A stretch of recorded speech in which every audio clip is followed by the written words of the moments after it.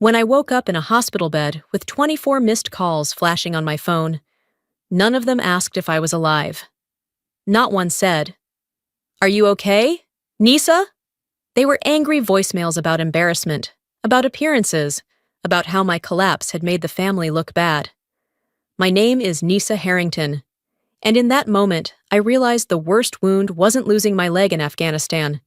It was realizing I'd come home invisible to the very people who were supposed to love me. The terminal was buzzing with cheers and hand-painted signs, kids racing into their father's arms, wives crying against their husbands' shoulders. "Welcome home, hero!" Banners waved like the air itself was celebrating. I stood off to the side, my duffel heavy against my hip, the carbon fiber leg rubbing raw at the seam. My phone buzzed once in my pocket. It wasn't my mother's voice telling me she was on her way. It was a short text. "Sent you the Uber code. We're at the preservation gala. Don't make a scene." So I rolled my bag to the curb, climbed into a stranger's car, and let him drive me past the old iron gates and Spanish moss that had once meant home. When the car pulled away, I was left in front of the carriage house that had belonged to my grandmother, the only place I thought I'd find comfort.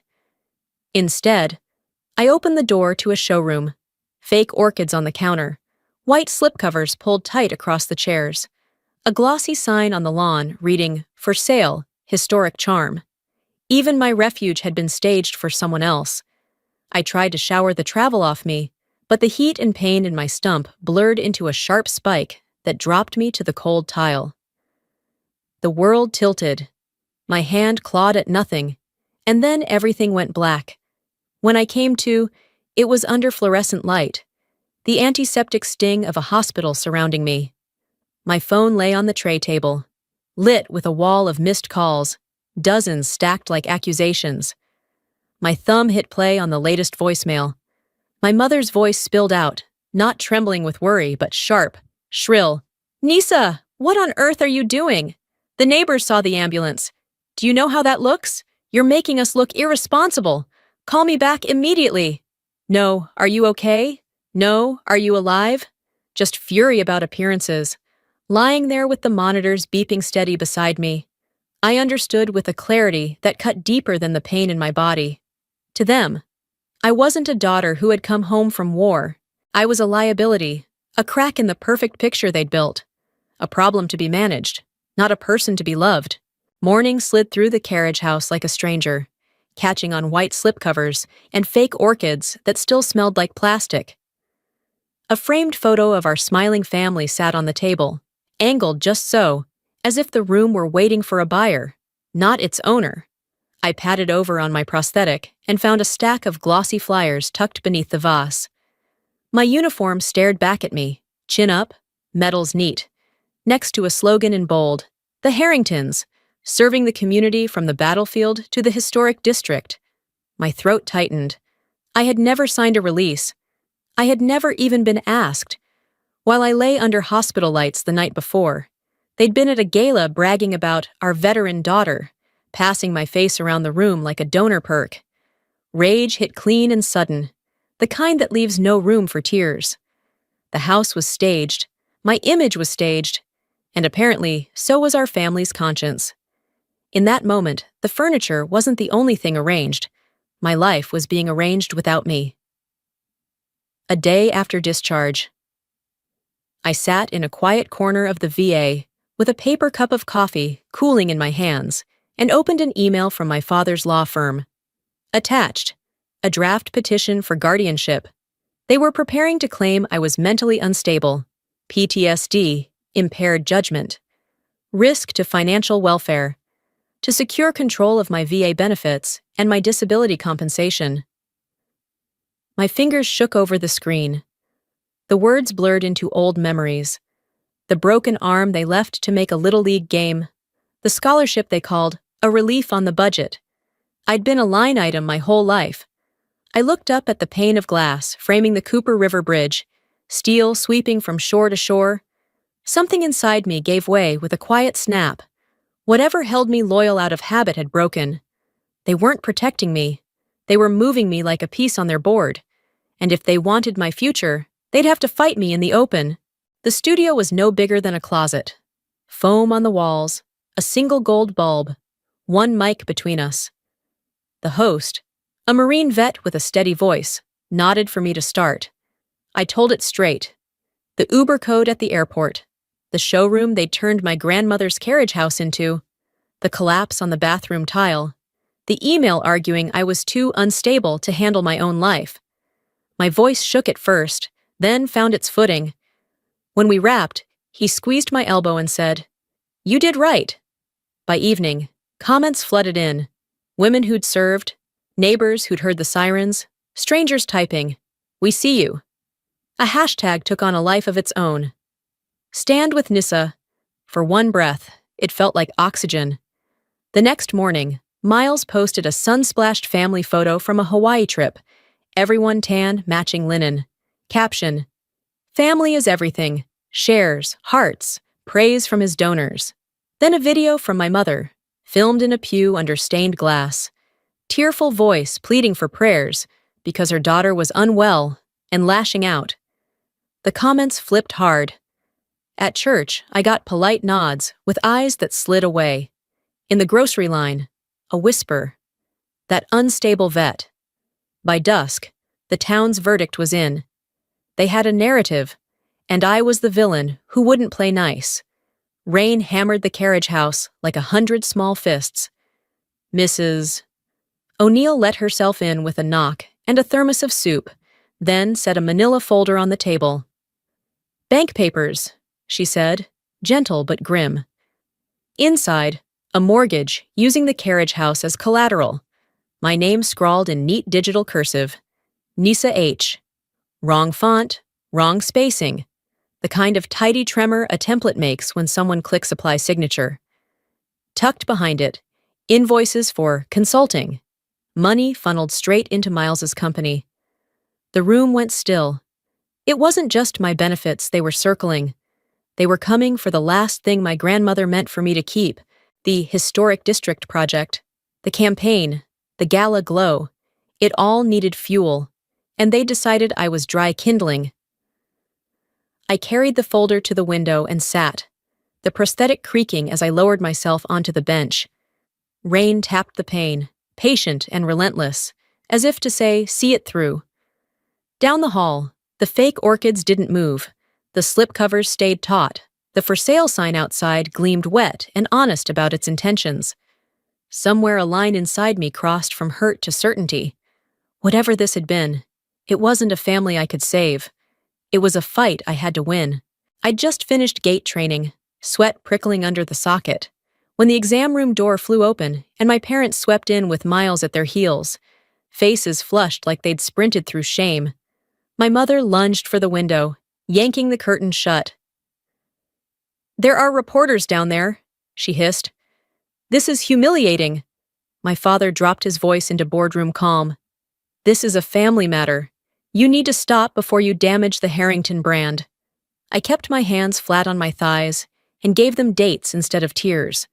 The broken arm they left to make a little league game. The day my husband died in Helmand, and the first call I got from home was about the life insurance payout. Miles snapped, "You just want attention." I nodded to the nurse. "Please escort them out." She stepped between us, firm and professional.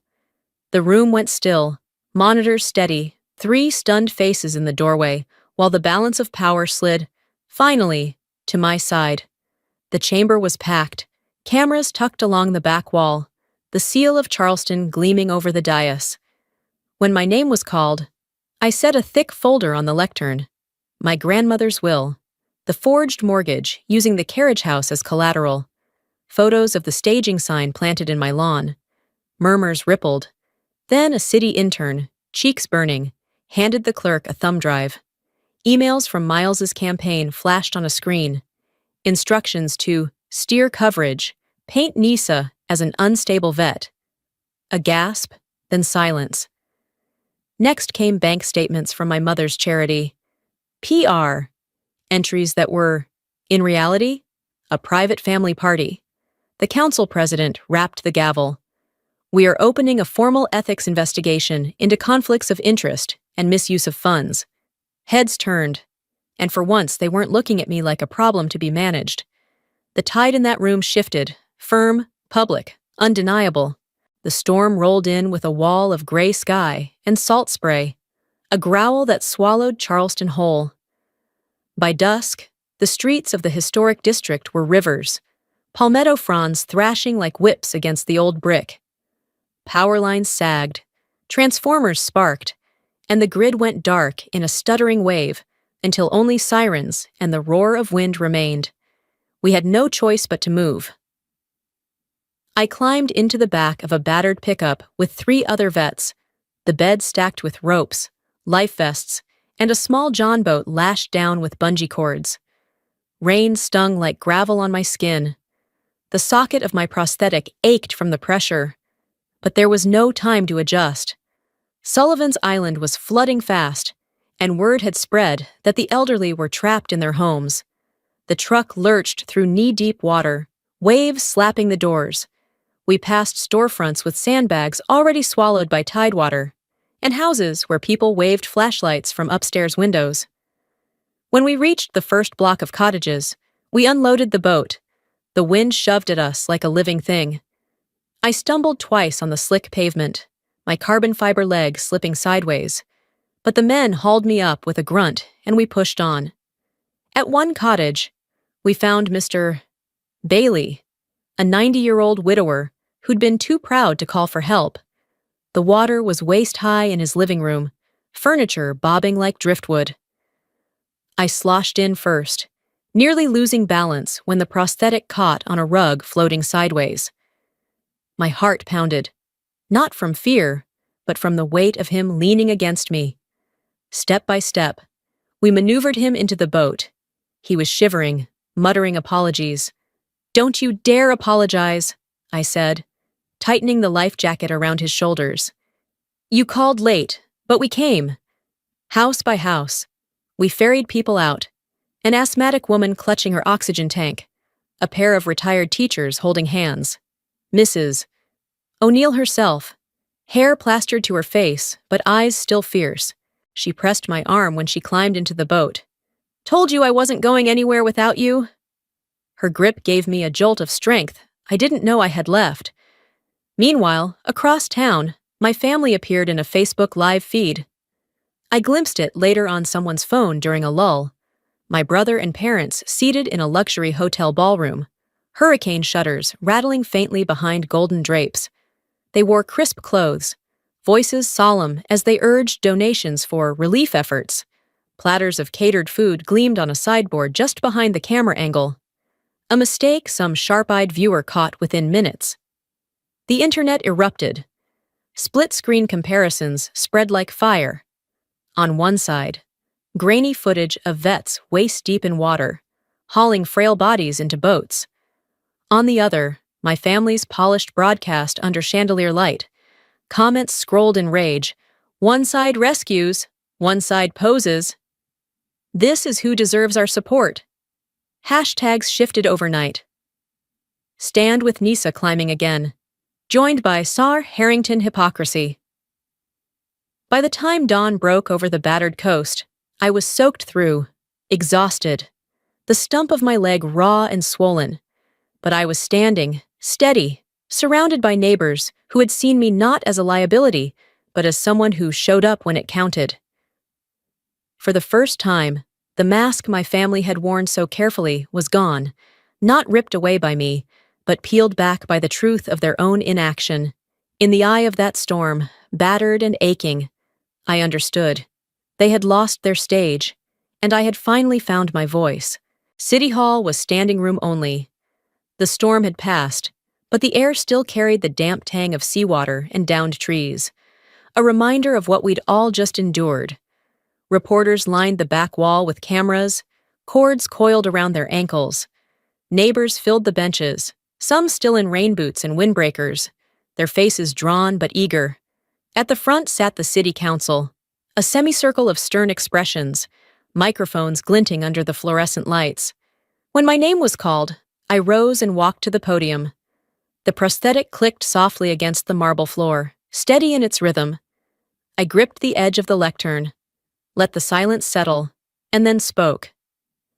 "The day I lost my husband in Helmand," I said, voice clear. "My mother called to ask about the life insurance payout. Yesterday, they forged my signature to steal my grandmother's house." The words cracked through the chamber like thunder. A ripple of gasps cut through the audience. I lifted the folder I'd carried for weeks and spread its contents across the table for the record. The mortgage application with its neat, fraudulent Nyssa H. The leaked emails instructing staff to spin me as an unstable veteran. Bank statements from my mother's charity, where line items labeled PR paid for family galas instead of public good. The clerk passed copies to the council. Chairs creaked as members leaned in, reading with knitted brows. A woman in the second row let out a sharp, "Shame on them," and a few others nodded. One man stood and clapped once before the bailiff hushed him. I kept going, steady now. "They've used my service when it suited them. They've silenced me when it didn't. They thought I was too tired, too broken, to fight. But I'm here, and I won't be erased." The council president leaned into his mic. "We have reviewed preliminary findings. Given the evidence, this body is compelled to act." His gavel struck wood. Effective immediately. Miles Harrington is required to withdraw his candidacy for city council. Vivian Harrington is ordered to repay all misappropriated funds from her charitable foundation. And the redevelopment project led by Graham Harrington is suspended pending a full investigation. The words dropped one by one, like stones into water. Murmurs swelled, some cheers breaking through before the gavel silenced them again. I let the relief seep in, but I wasn't finished. "And the carriage house?" I asked quietly. A city attorney stepped forward. "The property is reinstated to your name, Ms. Harrington. It was never legally transferred." My throat tightened. For the first time in months, the ground beneath me felt solid. "Then I want to enter into record a lifetime occupancy contract for Mrs. Margaret O'Neill. She's lived there longer than any of us, and she deserves the security my family tried to strip away." "Mrs. O'Neill gasped from the front row, her hands trembling as she pressed them to her mouth. The council nodded. The attorney scribbled, and applause broke free despite the gavel's protest. By the time I stepped down, the story was already rewriting itself outside these walls. My family, once the polished face of civic duty, had been stripped of their facade. They walked out of the chamber with heads lowered, shoulders tight, the cameras catching every second of their retreat. I left with nothing flashy, no victory pose, no grin for the cameras, just the sure knowledge that I had reclaimed my voice, my rights, and the home meant for me. They had lost their stage. I had found my ground. And for the first time in years, I wasn't fighting for scraps of recognition. I was standing on my own, whole in a way they would never understand. A year later, the carriage house had settled into something that finally felt like mine. The porch smelled of salt and jasmine, the shutters weathered from storms that had come and gone. Late afternoon light spilled across the backyard, sliding in golden streaks through the branches of the live oaks. I knelt in the dirt where I'd once tripped as a girl, scraped knees raw while no one came running. This time, I pressed a sapling into the earth, a young palmetto, the emblem of South Carolina, tough and unbending. Mud clung to my good foot, thick between my toes, while the prosthetic anchored firm in the soil. I leaned my weight into both, steady, unshaken. The breeze caught the leaves overhead, and I let myself breathe in the sound, the slow whisper of resilience taking root. My phone buzzed on the porch railing. A message glowed across the screen. "Dinner tonight? Family's waiting." For a long moment I stared at the words, at the bait wrapped in civility. Then I turned the phone face down. The choice wasn't bitter, it was clean. From next door, the wind lifted the chimes on Mrs. O'Neill's porch. A bright, tinkling song that cut through the quiet. I smiled without meaning to, feeling the weight of peace settle deeper than any victory speech or headline ever could. The truth had been stripped bare months ago, and with it, the hold my family once had on me. What I had now was stronger. Neighbors who showed up in the storm, Friends who answered the call. A community that saw me not as broken, but as whole. I brushed the dirt from my palms and looked at the palmetto, its fragile trunk swaying but unyielding. This was my beginning, not my ending. And as the sun dipped low, I knew with a certainty that warmed me clear through. Peace is the sweetest revenge of all.